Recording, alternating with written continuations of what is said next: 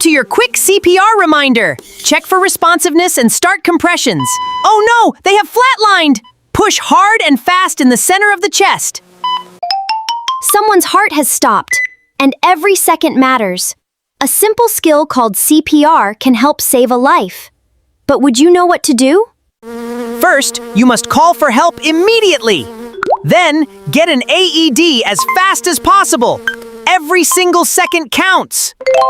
Let's check for breathing. Watch the chest rise and fall. No breathing means we must act fast. Time for CPR. You can do it.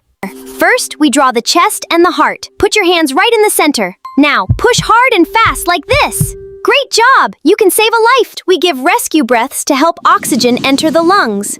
Then, use an AED to restore a normal heartbeat rhythm.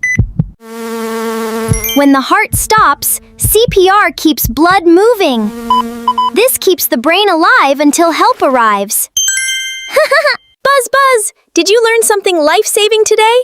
Join our medical family. Like, share, and subscribe to ETHIOMEDFLIX for more amazing health discoveries.